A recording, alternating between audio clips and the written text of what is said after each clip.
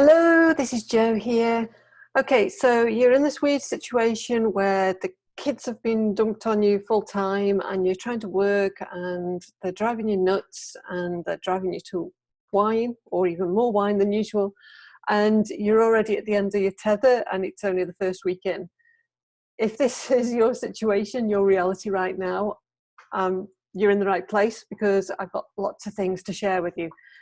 All right, for those who don't know, I am Jo Ebisujima. I'm a homeschooling work-at-home mom, and my business is helping other moms set up and run their business around their family. I'm also Montessori trained, and I've taught kids around the world for years. So I'm in this. I know what this situation is. So I want to share what I can to kind of help you as well. Right, so I'm going to go through, I've got some notes in front of me because I've got so much I want to tell you. I'm going to go through about the kids and then about you, the parents or caregivers, about the homeschooling situation, and then about how you can make it all work together. So for the kids, now they have been thrown into this situation as well as you. Their normal has gone out the window. And kids are very much into routine. They thrive on routine.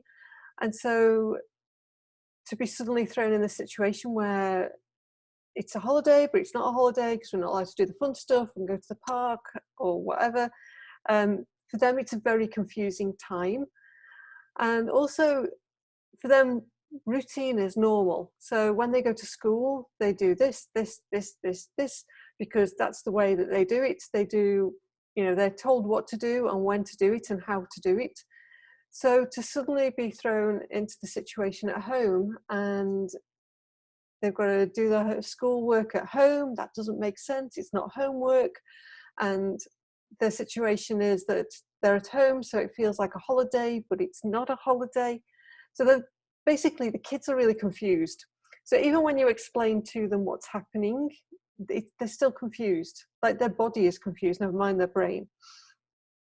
So one thing which will help, and I'll go into this a bit later, is that they're expected to act as if it's still school, but it's not school. So they're not really sure what they're doing. A bit like us, we're not really sure what we're doing. And if you think about it as well, another thing to think about is that normally they spend 6 hours or however long a school day is with their mates. They're with their friends all day. There's lots of chatting and fun and all that. And suddenly they're isolated from them. They're not allowed to see them. They're not allowed to go out and play with them. So that is another stressful situation for the kids. Their normal has just been turned on its head.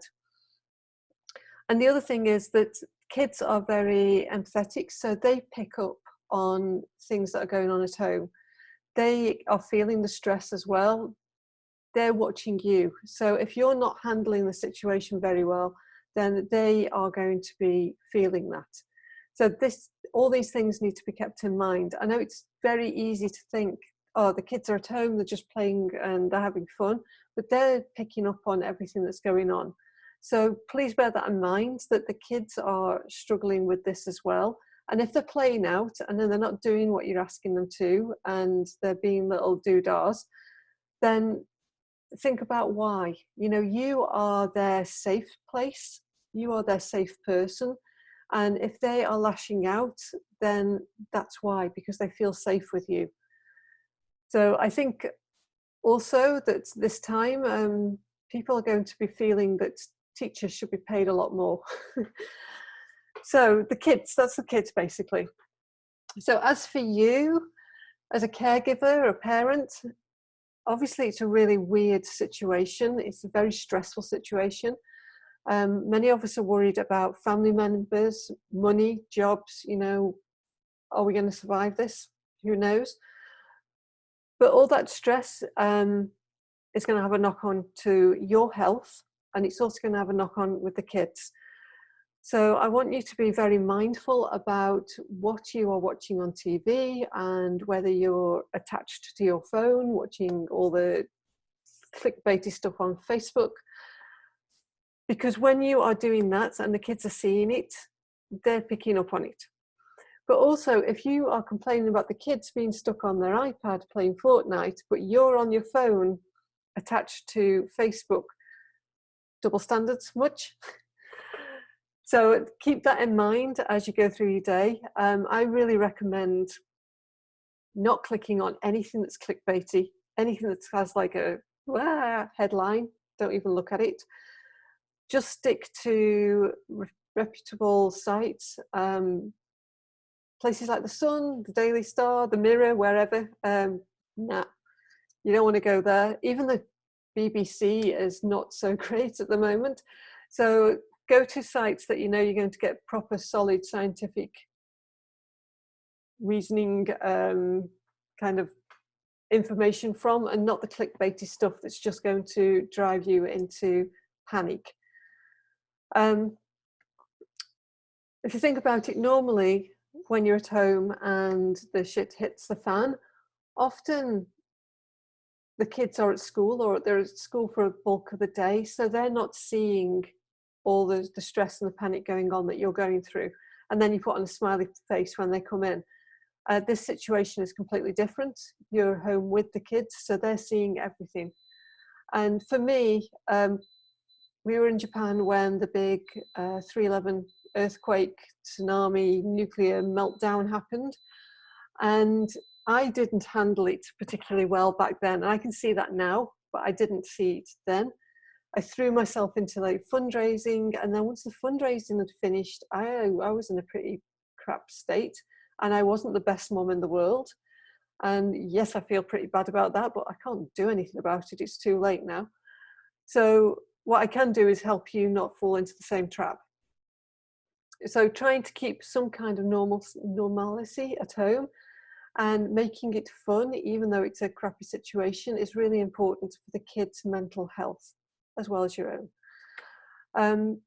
And finally, I think the other thing is that a lot of parents have been thrown into this kind of homeschooling situation, but they feel clueless because they had never even thought of homeschooling, or they had no idea that they were going to be homeschooling like 2 weeks ago. And they don't feel like they're doing a good job. So there's a lot of that whole parenting guilt, mama guilt coming up. So for that, you are doing a great job. You're keeping your kids safe. You're keeping your family safe. You're helping the community by isolating. So you are doing a great job. There's no need for the mama guilt. And this is not going to ruin your kids. The kids having a couple of months off school, if it comes to that, is not going to ruin their career. You know, if anything, it's going to be a positive thing, because they're going to learn how to be creative, how to think outside the box. They're going to find their own learning styles. So I don't want you to feel guilty or bad about homeschooling, because, well, there's no point for starters. And the other thing, what did I want to say then? It's gone. Okay, I'll come back to it. So the homeschooling. Now, this is a weird situation, and for most people, this is only going to be a temporary thing. You know, as soon as the schools open back up, the kids will be back in there. So you can play this several ways. You can go the teacher-led way, which is how the kids are used to studying, you know, having the teacher in front of the class, telling them what to learn and how to learn. That means you have got to step into that teacher role. And that is quite a difficult thing to do, especially if you're not trained as a teacher. And also because the kids don't give you the same kind of respect that they give the teacher. They know your trigger points, they can play it up, whereas they can't get away with a lot of that at school. So they're not going to treat you in the same way that they treat a teacher. Again, you are their safe spot, so they will play up. I don't recommend going down that route for all those reasons. But I think each family needs to decide between themselves how you're going to handle this situation. And I think it's really important to sit down as a family and talk about it. So you could go the teacher-led route. You could go the child-led route. So this is what we do. My son went to regular Japanese elementary school, but we've always kind of after schooled or homeschooled from when he was little, originally with Montessori. I'm Montessori trained.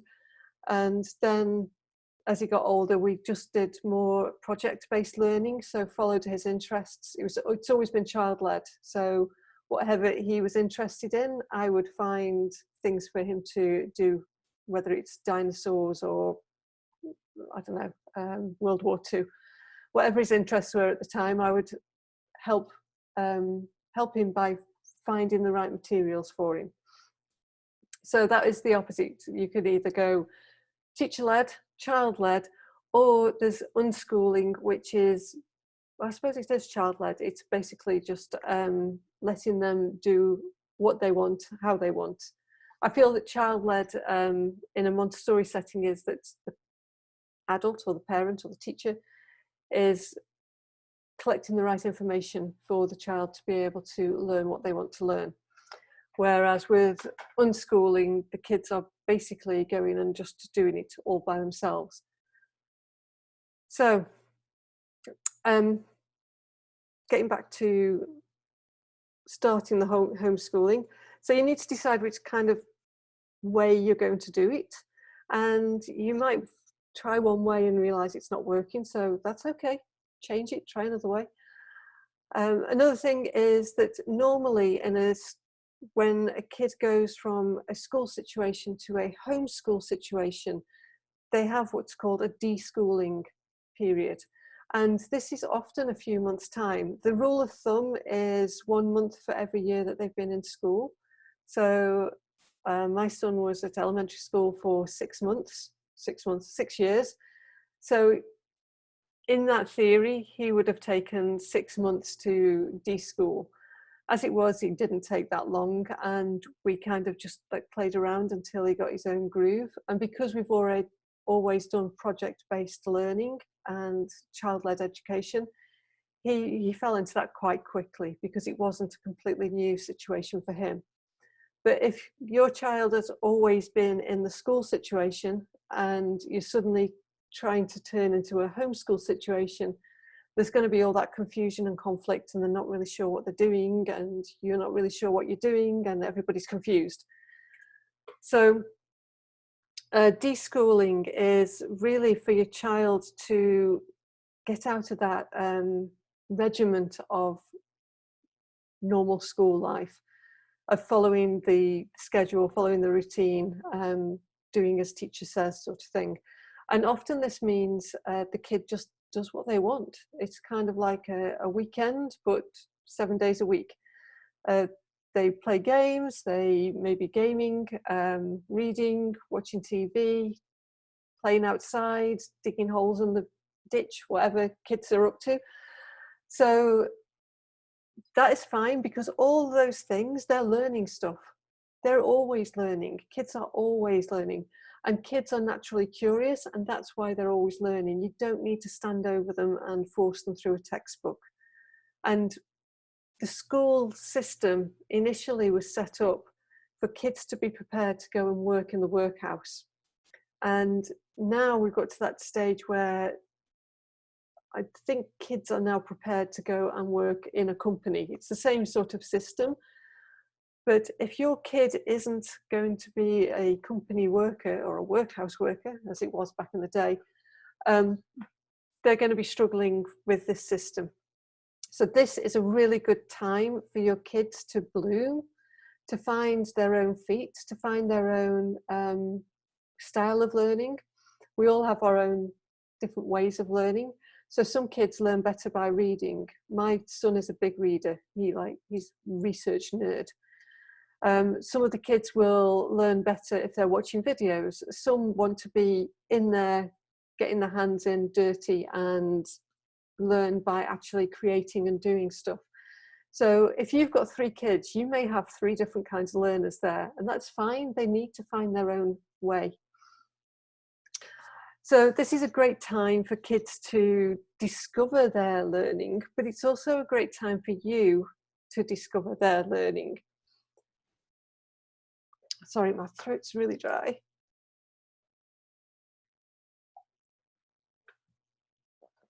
So it's important for adults too, especially for those of us that grew up in the school system like I did, and majority of adults do, although there are kids that were homeschooled out there these days.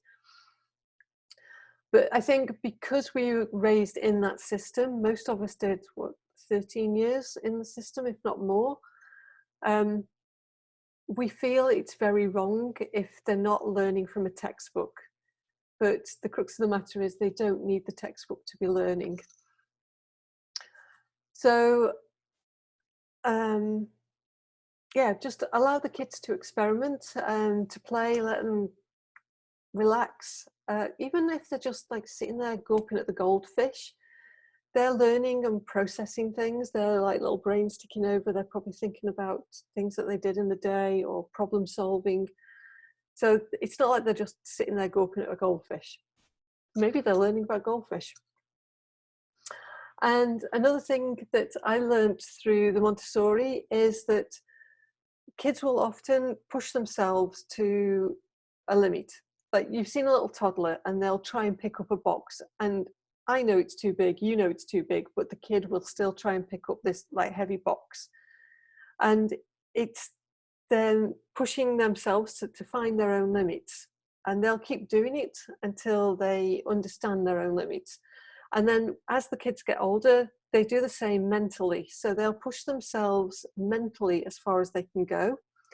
And then they need a break. So in the Montessori classroom, often you'll find that kids will do maybe some complicated maths thing. They'll get out a maths exercise and they'll work on it and work on it and work on it. And then they'll go to the shelf and they'll pick up something that is way too easy. Now, the thing that a lot of teachers might, or the trap a lot of teachers and parents might fall into is they're regressing, they're going backwards. You know, they can do this really difficult maths. Why are they doing this really simple thing? And basically it's the brain taking a break. So if your kids are doing a lot of studying, they're like maybe reading a lot, or they're doing a lot of, I don't know, whatever they're into, maths, or they're doing their schoolwork. And then when it comes to break time or afterwards, they are picking up something easy, or they just want to like relax playing Fortnite. It's the same thing. It's the brain is taking a break from the hard work. So don't worry about that. We don't need to be pushing the kids 24/7. They push themselves naturally. Right, so you've got the kids at home, and maybe you're in the situation where you're having to work at home as well, and this might be new for you. First, go through you. If you don't work at home normally, working from home is great, but it's also awful in some ways.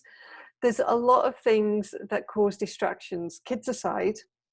But if, for example, if the kitchen's a mess, then you feel like you need to tidy it up. Or you might feel like you need to do the laundry. Does anyone ever feel like doing the laundry? But what I'm saying is when there's stuff around, often that is something that you feel like you need to be doing instead of concentrating on your work. And then you get into that whole conflict. Should be working, I should be doing that, should be working. And you don't get anything done. So what I recommend, and this is with the kids as well, is routine. Routine for your work, routine for the kids' work. If you are working by computer, if you're working remotely, then set up a place, have a spot in your house where this is your work spot. So I've got a desktop computer here. I can't show you, obviously. So this is my work spot, and I don't come and sit here any other time. The only time I sit here is when I'm doing work stuff. And as soon as I sit down, I have my drink. I've always got a drink with me. I turn on my essential oils, and that is my little routine. Sit down and I'm good to work. So having that micro routine helps switch the brain into work mode. Now, obviously, if the kids are around, it makes it a little bit more difficult, but it's not impossible. So first of all, If you are doing this with your partner, then you need to be on the same page about what the situation is going to be with the schooling side of things. It could be that the school have sent home packets of work. That seems to be quite popular. Some schools I know have set up like virtual classrooms. So you need to know what is going on. Are they doing schoolwork? Are they doing like the packets of work?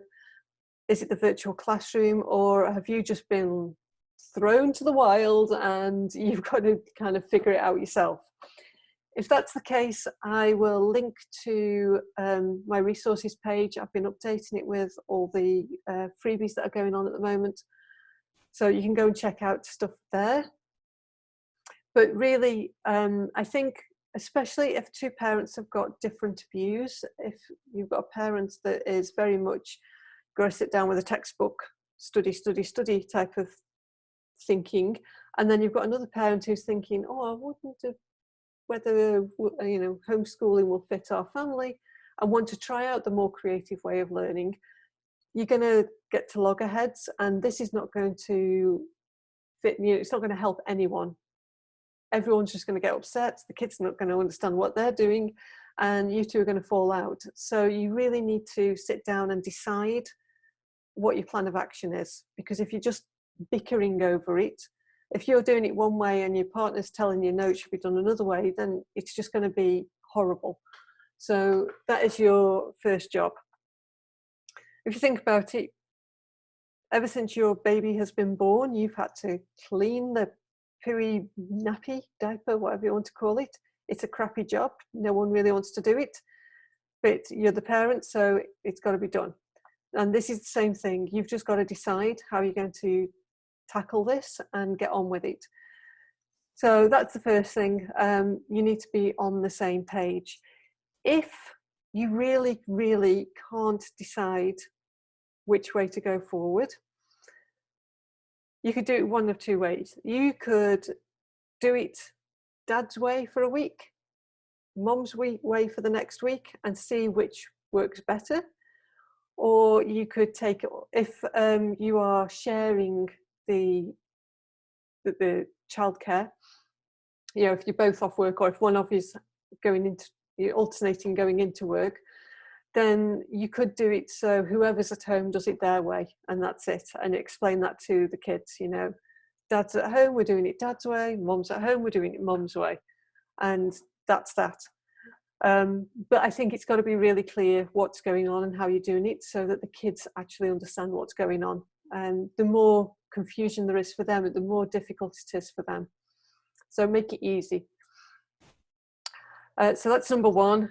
Number two is routine. So the kids are used to a routine. They go to school, they have, I don't know what the school routine is, class assembly or roll call or whatever they call it.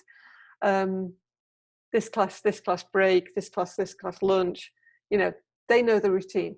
So having a routine will help your kids kind of fall into place, if you like. You do need to sit down and talk about how the routine is going to go. I recommend doing it all together. Get a big piece of paper out. One of my mums in the Mums That Rock group has got a big chalkboard, so they clean that off and they've got the routine up on the chalkboard. So set it out and have the kids help come up with a plan. So once you know what you're studying, this bit will be easier because you can decide how it is. For us, my son, junior high, he's using the Japanese curriculum, mainly because we didn't really know what he wants to do when he gets to high school or university. We thought it would be better if he followed the Japanese curriculum, and he uses an online app to do that, Study Sapori. So we sat down, he worked out how many classes there are for each subject, and then how many he needed to do in a term, so he can still take break time, although, kind of just play it by ear. We take days off willy-nilly. And then he calculated that he needed to do, I think it's 8 classes a week over 5 days. And he just decides he knows he's got these classes to do, so he'll just decide, oh, I'm going to do double maths and a Japanese today. And some days he'll say, oh, I'm going to do double of everything, and then I'm not going to do any work tomorrow. So at the end of the week, we track everything in Asana, and if anyone's interested in that, I can show you how I've got that set up. But he basically, he educates himself. It's very much follow the child. Obviously, I check in and I make sure that he's on track and he's doing what he said he's doing. But he chooses what he's studying and when he's studying it. And one thing I taught him early on was to do the eat the frog method. So you might have heard this. I'm quite surprised that quite a few people hadn't heard it. So eat the frog basically means if you've got two frogs and you've got to eat them both, you eat the biggest one first. So literally that means if you've got two jobs, you do the worst first. I prefer the term worst first because eating a frog sounds a bit weird. So I always teach the kids, do the worst first. That means once you've done the worst job of the day, the rest of the day feels great. You know, you can kick back and have some fun. So I explained this to my son's best mate, who was round last week. And I said to him, do the worst first. So he's not a big fan of studying. He's got his social studies packet from school that he needs to finish. I said, just do a little bit and do the worst first. And then you've got the rest of the day to play. He came around the next day and he was like, oh, very good. Studying finished. And that's what he'd done. So teach your kids how to do that. It's a great life skill to carry on. And, you know, you can be doing it as well. So don't leave homework or schoolwork till later in the day. Do it as soon as possible. Do it first thing. So when you're doing the schedule, introduce worst the first and do the jobs, do the studying as early as possible to get it out of the way. And that means it's not being dragged on. And, you know, also if you do that, if you've got kids that are addicted to their devices and all they want to do is hang out with their friends on, I don't know, TikTok or play Fortnite or whatever, you can hold the device or the Wi-Fi password hostage until they've done the work. If it's important that they do the work, depending which way you decide to go in this situation, then you can, that is one way of doing it. And again, it's like you're teaching them do the worst first. They get the homework done, then they can play games and they can do it for the rest of the day because it doesn't really matter. Okay, the other thing, housework. Get the kids on the housework routine as well. If you all do it in together, pitch in together, quick and easy if you're all doing it. And I recommend doing maybe half an hour in the morning, whizzing round and you all do a little bit, and then a quick clean up at night just to keep the house on top of, you know, on top of everything. It shouldn't be all down to mom to do it all. So don't stand for any of that nonsense. Get them helping as well.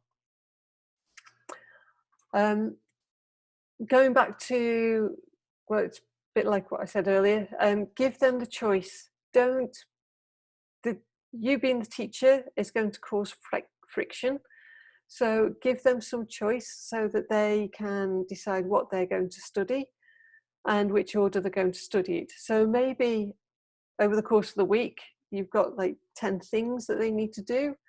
Let them choose which they're going to do first and which order they're going to do it in. Giving them the choice to do something will give them a bit more responsibility, but it also makes them feel that they're more in control of their learning. And that's a great thing. It's a great thing for them to learn, to be in control of their own learning. School systems often squash the curiosity and the drive for learning, and we don't want that. We want curious learners so that they continue wanting to learn as they grow older. Another thing you can do is challenge them to a new skill. So Heather did this with her two girls. One of them is learning the ukulele. Apparently it's driving Heather mad, but you know, it's a new skill and it's great. You know, why not learn the ukulele? So challenge them all to learn a new skill the time that they're off school. I did the same with Ebikun, and he's decided to learn this new coding. Can't remember what the software is that he's doing it on, but it's something new that he'd come across, so he's going to do that. And generally encourage them to learn new things, follow their interests, give them, so sometimes they're interested in something, but they don't know how to find more information for it. But if you can provide them with the information, if you can give them what they need, they'll absorb it. And often kids will dive in deep and learn at a much deeper level when it is something that they're interested in. Finally, don't do everything for them. Let them do some of this, let them do it themselves. It is a good time to talk about internet safety with them, never giving out their own real name, never giving out where they live and all that sort of information, any kind of personal information. And generally teaching them how to be safe if they're using the internet, if you've got kids old enough to do that. And also remember, they need to get the wriggles out. So what I recommend is, if you are working as well, if you're working alongside them, however long their school lesson is, because they're going to be used to that structure. So if their school lesson is 45 minutes, set a timer for 45 minutes. They get their heads down and get their work done. You get your head down and get your work done. When the timer goes off, it's break time. And this means you too. So, have some fun, dance around, have a pillow fight, put some music on. If you can go outside, run up and down the street, not you particularly, but get the kids running up and down the street and have 15 minutes of like silliness and fun, and then go back for the next 45 minutes. And in that way that you are kind of sticking to the school schedule, but you're making it a bit more fun, and they're used to that schedule. Their rhythm is already wired to that, so it should be easier. Right, blimey, that was a lot of stuff. I will list the resources that I've got. I've got a blog post with a load of resources on it. I have got a webinar with Deb Chitwood about Montessori. So if you're interested in learning more about Montessori, I've got a webinar which is like an introduction, telling you about the philosophy and things. We've also got a course, a self-following course that you can take if you're interested in doing that. But that really is if you are looking to go full-time with this. If this is just going to be a temporary thing, it's probably not your cup of tea. The other thing I have for mums, if you are a mum and you are trying to work from home with the kids around, or you're trying to build your business around the kids, I've got the Wonder Mum Success Club, and I've got everything in there to help you.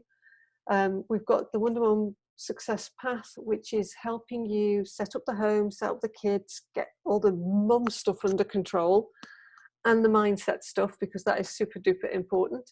Plus tech stuff. So if you are having to move your business online, I know there's a lot of people scrambling to do that right now. We've got all the tutorials that you need to do that. And the other thing we have is a monthly masterclass where I have a guest expert come in and talk about a relevant subject. And we have a little challenge to go with that as well, but you probably don't need that right now. But the Tech Vault is probably really helpful. And the Wonder Mum Success Club that has everything for helping you to run your family and your business without going completely potty. Right, as always, if you've got any questions, just hit me up. This week's been a bit chaotic for me as well, even though we're already working at home and homeschooling. But I'm happy to answer any questions. If you feel stuck, if you don't know how to handle a situation, this is new for a lot of people. Don't feel bad about it. You've been thrown in at the deep end. Most people who decide to either work from home or homeschool, or work from home and homeschool, they don't do it on a whim. It's something that they've been thinking about and been planning about. So to be thrown in the deep end like this, is obviously quite stressful, and I want to help you the best I can to get through this. Hopefully it's going to be a temporary situation and this will all blow over very soon. Fingers crossed that they manage to get a grip on it all. So please do, contact me whichever way and fire your questions at me. And if you need any follow-up information or anything like that, let me know and I will sort you out. All right, if this was helpful, please do let me know. Wherever you're watching this, if you could, or send it out to anybody else who might find it helpful. I know it's a very stressful situation for a lot of people right now. And yes, that's it. So have a good day, good night, whenever it is. And I will see you around on social media, probably somewhere.